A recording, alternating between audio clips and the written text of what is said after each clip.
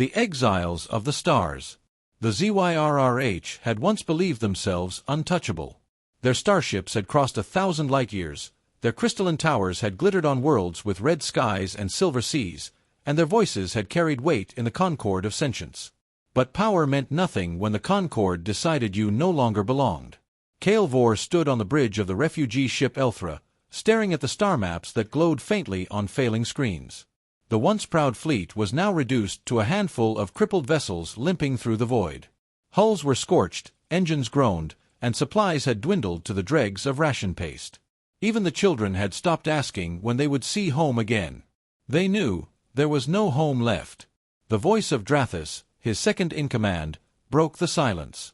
"They've marked us on every channel," Drathis said bitterly. His scaled hands tightened on the rail. "To the Concord we are vermin. Any system that harbors us will be punished. You know what that means." Kael's throat tightened, though his voice was steady. "It means we keep running. Until we can't." Running. That was all they had done for the last 6 years. The Zyrrh had resisted the Concord's decrees, refused to erase their traditions, refused to give up the genetic artistry that had defined their people for millennia. For that act of defiance, their colonies were stripped away, their names struck from the records, their ships declared free to be hunted. The galaxy did not forgive those who stood apart. Kael turned as soft footsteps padded behind him. It was Lyra, barely 12 cycles old, her thin frame wrapped in a blanket too large for her. She clutched a small shard of crystal, a relic of the city they had abandoned. Her dark, wide eyes looked out at the stars beyond the viewport. "Is it true?" she asked softly. "There are no worlds left for us." Kael crouched, forcing himself to smile. "There is always another world, child. The stars are many. But none want us," Lyra whispered. "We're the unwanted." The words pierced Kael deeper than any weapon could. He put a hand on her shoulder. "Perhaps. But even the unwanted can find refuge. We will." Before he could say more, an alert chimed across the bridge. Navigation had picked up a planet, small, blue, and alive. Its sun was yellow, its orbit stable, its surface rich with oceans and forests. The database identified it with a single word: Earth. Drathis scowled. "Not that one." Kael rose. "Why not?" "Because even the Concord warns of it. Primitive. Dangerous. They call it Sol 3, a feral cradle world where war is constant and peace fragile. The humans are barely out of their atmosphere. To approach them is madness." The bridge crew murmured agreement. Stories had long circulated about Earth, the place where species went to vanish. Concord patrols avoided it. Traders spoke of humans as reckless, untamed, too stubborn to survive but too savage to fall. And yet, the world was green, vibrant, alive. "Look at it," Kael said quietly. "We are starving. Engines fail. Another jump and half our fleet will scatter. That planet is within reach." Drathis bared his teeth. "They will kill us. Or worse." Kael's gaze returned to the view of the blue world suspended in the dark. He felt something stir within him, a spark of defiance, the same defiance that had doomed them but also kept them alive. "Perhaps," he admitted. "But perhaps they will not. Every starport in the galaxy has cast us out. Every council has spat on our names. But these humans, they are not of the Concord. They are outsiders, as we are. If there is a place for us, it may be here." The silence that followed was heavy. The crew exchanged uncertain glances.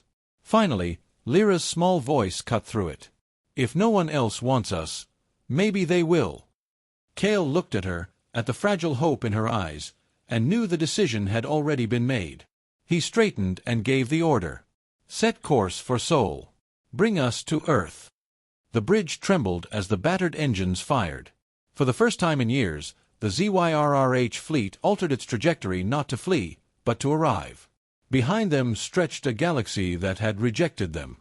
Ahead, on the distant curve of the blue planet, waited the unknown, perhaps destruction, perhaps salvation. Kael allowed himself one long breath, the first that felt less like despair and more like possibility. "The galaxy cast us out," he murmured. "But maybe this Earth will take us in." Contact with Earth. The Zyrrh fleet entered orbit on failing thrusters, their ships like wounded birds circling a strange nest. The blue and white world below seemed almost aglow, a jewel cradled in the blackness. For a long moment, the bridge of the Elthra was silent. Even the youngest crew felt the weight of it. This planet might end their wandering, one way or another. On Earth, it was anything but silent. Military radars across continents screamed warnings as unidentified objects appeared overhead. Satellites tracked their descent. Within minutes, governments scrambled jets, warships repositioned, and emergency sessions of the United Nations were called. Humanity had always wondered if they were alone in the universe. Now they knew the answer. The only question was whether the visitors came as friends or conquerors.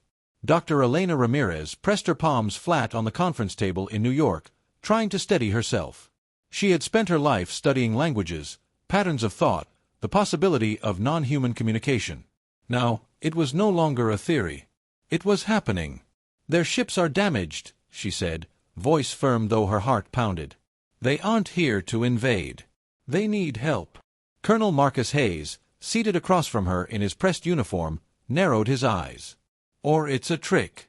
Damaged ships are a good way to lower our guard. Until they're in range." "They've made no hostile move," Elena shot back. "If they were capable of hiding from us, they wouldn't have let themselves be seen like this." The room was tense, voices rising in argument until a message broke through. The Zyrrh had sent a signal, a patterned pulse of sound and light. The translation was rough, but the meaning was clear enough. "We are exiles. We seek refuge." In orbit, Kael'vor stood before the transmitter, watching the distorted image of humans appear on a screen. They looked fragile, bare skin exposed, eyes too small for their broad faces, but their expressions were fierce, wary. Predators, some part of him thought. Survivors. He spoke in slow, measured words, his native tongue carried through the translation matrix. "We are the Zyrrh.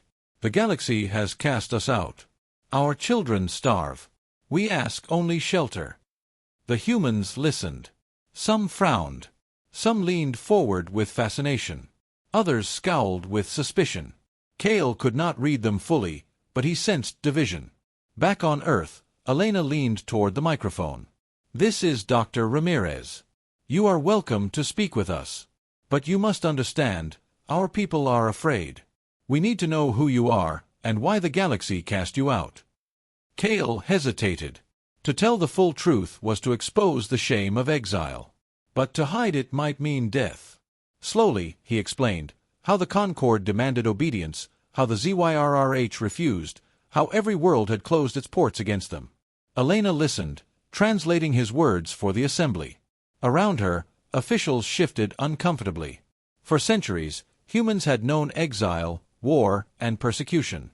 What Kael described was not so alien after all. Still, Colonel Hayes remained firm. "They admit the galaxy cast them out. Doesn't that tell you something? Dangerous species get exiled. Dangerous species put others at risk. We can't just hand them the keys to the planet." The debate raged. Outside, on streets and in homes, billions watched the news unfold. Images leaked of the Zyrrh ships, massive, scarred vessels, their hulls burned and broken. Then came the broadcast that changed everything. A human drone camera, circling one of the refugee ships, caught sight of a Zyrrh child being carried through a corridor. Thin, weak. Its head drooped against an elder's chest. The image went viral within hours. "This isn't an invasion," news anchors declared. "These are refugees." The tide of public opinion shifted like a wave. Petitions spread. Protests erupted in major cities. People holding signs reading "Let them land and Earth is home to all." In the next UN session, Elena stood again. "We are at a crossroads. We can become like the galaxy, casting out the vulnerable. Or we can be something else. If we deny them, we will have chosen cruelty. If we help them, we will have chosen humanity." For a long time, no one spoke. Then Maya Patel, a humanitarian representative, rose to her feet. "Let them land." The vote was called. And for the first time in human history, the nations of Earth agreed almost unanimously. Permission was granted. In orbit, Kale heard the message through crackling comms, "Earth welcomes you. You may land." He closed his eyes, and for the first time in years, allowed himself to feel relief. Around him, weary Zyrrh crew wept openly. Lyra, clutching her shard of crystal, whispered, "They said yes." Kale looked down at the blue planet that shimmered beneath them, so strange and wild, yet willing to take them in. "The galaxy cast us out," he murmured, "but this world, this Earth may yet save us." The Alliance of Outcasts. The Zyrrh touched down in remote corners of Earth, their ships settling like weary giants onto forgotten airfields and empty stretches of desert. The first days were uneasy. Human soldiers kept their rifles ready, Zyrrh warriors kept their claws close to their sides. But hunger and exhaustion cut sharper than suspicion, and slowly, necessity forced the two species to talk, to trade, to listen. Dr. Elena Ramirez spent long hours inside the makeshift translation hub, refining the bridge between human words and Zyrrh tones. She taught Kale the names of things in English, sky, water, home, and he, in turn, spoke of Zyrrh concepts, honor woven into bone, memory carved into crystal. Their languages bent awkwardly toward one another, but communication took root, fragile yet real. Meanwhile, Maya Patel walked the Zyrrh camps with food convoys and medical teams. She knelt beside sick children, shared blankets, and showed mothers how to boil water safely from nearby rivers. For every suspicious human soldier, there were dozens of civilians sending supplies, volunteering to help. Refugee camps that might have been bleak became, instead, strange new neighborhoods, half human, half Zyrrh, bound by need. Kale never forgot the first time he saw a human child run laughing toward Lyra, holding out a piece of fruit. Lyra hesitated, clutching her crystal shard, then accepted. Soon they were sitting together under the shade of a tree, pointing at clouds and naming shapes neither could pronounce correctly. Kale felt something stir in him, something he had not dared feel in years. Hope.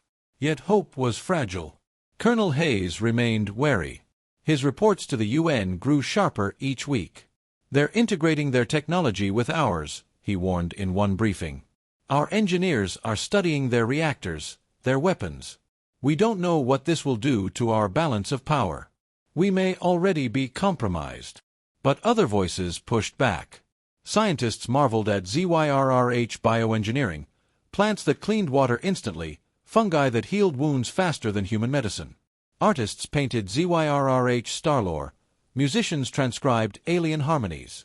Exchanges bloomed in unexpected places. For every weapon the Zyrrh could build, there was also a cure they could share, a song they could teach. Elena reminded the council again and again, they are not conquerors. They are what we might have been, had history cast us differently. They survived exile. And now, so must we. The fragile peace held, until the Concord noticed. It began with whispers. A deep space probe was found shattered near the edge of the solar system. Then came intercepted transmissions, Concord ships on approach. By the time Kale confirmed the news, the sky above Earth already shimmered with unfamiliar signatures. The Concord emissaries did not bother with secrecy. Their fleet hung in orbit, polished and unscarred, their authority absolute. A broadcast reached every channel on Earth, translated into every human tongue. To the people of Earth. You harbor exiles. They are criminals. Hand them over, or suffer the same fate they brought upon themselves. Panic rippled through human governments. Economists warned of sanctions, trade cut off from future galactic contact. Military leaders whispered of bombardment, annihilation. Some politicians urged surrender. But something unexpected had happened in the months since the Zyrrh landed. Humanity had changed. The sight of alien children learning in human schools, of Zyrrh healers saving human lives in hospitals, of human engineers laughing with Zyrrh counterparts in workshops, these things had sunk deep into the collective conscience. In the General Assembly, Maya Patel rose to speak. Her voice trembled, but her conviction did not. We are being asked to betray those who came to us in desperation. To do to them what the galaxy already did. If we give them up, we betray not only them, but ourselves. The chamber fell silent. Then, slowly, applause began to spread. Kale watched from the visitors' gallery, his scaled hands gripping the railing. He had expected humans to falter, to retreat as every other world had done. But they did not. They stood. The vote was cast. Nearly unanimous. Earth would not surrender the Zyrrh. Colonel Hayes exhaled slowly, then turned to Cale. "You realize what this means," he said. Cale met his gaze, unflinching. "Yes. It means we stand together." Outside the windows of the assembly hall, the night sky was clear. Somewhere beyond it, the Concord's fleet waited, ready to enforce its will. But Earth had spoken. And for the first time since exile began, Cale believed his people were no longer alone. The galaxy had cast them out. But here, on this fierce little world, they had been given more than refuge. They had been given allies. Earth's defiance. The Concord fleet hung above Earth like a storm of steel. Their ships were vast, gleaming, and perfectly ordered, each one a symbol of the authority that had crushed 100 rebellions. To most species, the sight alone was enough to bow heads and silence resistance. But Earth was not most species. In underground bunkers, command centers buzzed with activity. Human leaders argued over strategies, while generals traced attack paths on digital maps. Across the planet, people tuned in to live broadcasts, holding their breath as the future of their world and of the Zyrrh balanced on the edge of a blade. Cale Vore stood beside Colonel Hayes in the Pentagon's war room, a place thick with urgency and resolve. Once, Hayes had distrusted him, had eyed him as a threat. Now the colonel spoke to him like a fellow commander. "Your ships can still fight." Cale's crest dipped in acknowledgement. "Damaged, but not broken. And with your engineers' repairs, they can hold their own, if used wisely." Hayes nodded. "Good. Because we're not going to meet them ship for ship. We'll use what humans do best, make the impossible work." That became Earth's strategy, not overwhelming firepower, but unpredictability. Concord fleets were built on precision, on rules that demanded order. Humanity had never cared much for rules. When the first strike came, it was not from mighty orbital guns but from a swarm of civilian satellites hacked and repurposed by human programmers. They flared with signals, scrambled targeting systems, blinded sensors. The Concord's perfect formation wavered. Then the Zyrrh struck. Their ships, patched and ugly, dove from behind the cover of the moon, firing beams laced with bioengineered spores that corroded enemy armor. Human fighters followed, darting between giants, unleashing barrages of missiles in irregular patterns no algorithm could predict.